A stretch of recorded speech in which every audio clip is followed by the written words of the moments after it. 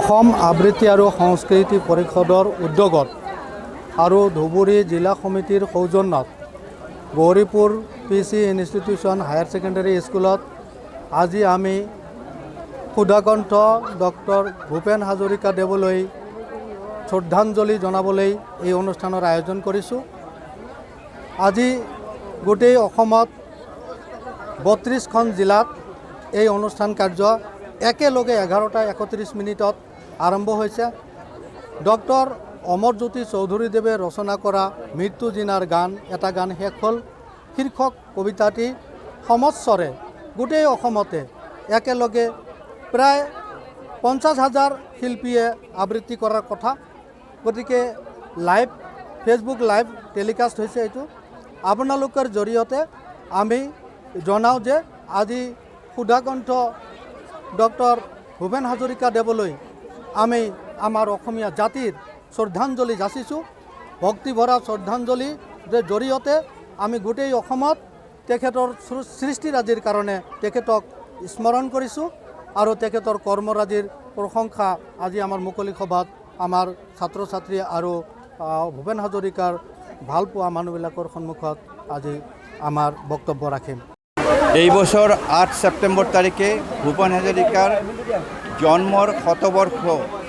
সেই জন্ম শতবৰ্ষ উপলক্ষে আমি অসম আবৃত্তি আৰু সংস্কৃতি পৰিষদে আমি বছৰজোৰা কাৰ্যসূচীৰে ভূপেন হাজৰিকালৈ জাতিৰ শ্ৰদ্ধাঞ্জলি শীৰ্ষক আমি কাৰ্যসূচী লৈছোঁ।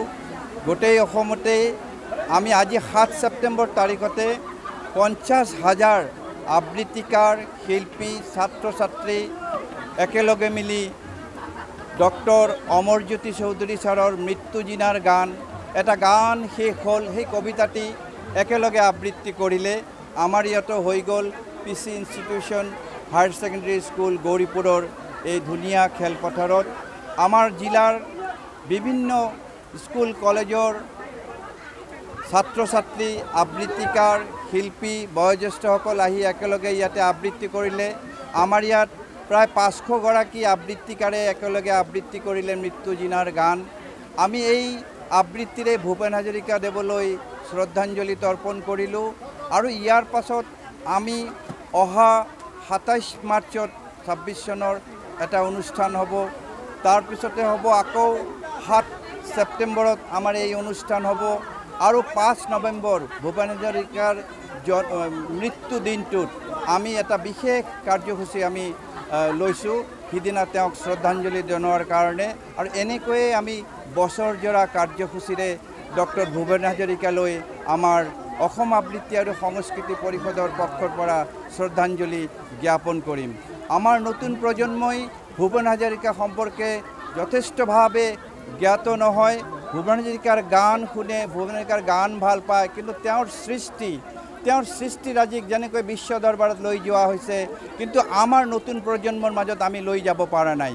অসম আবৃত্তি আৰু সংস্কৃতি পৰিষদে ভূপেন হাজৰিকাৰ সৃষ্টিৰাজিক আমি নতুন প্ৰজন্মৰ যুৱ প্ৰজন্মৰ মাজত লৈ যোৱাৰ প্ৰয়াস কৰিছোঁ অসম আবৃত্তি আৰু সংস্কৃতি পৰিষদৰ পক্ষৰ পৰা। যিকোনো খবৰৰ বাবে যোগাযোগ কৰক 7099017330 লগতে 7099017110 নম্বৰত।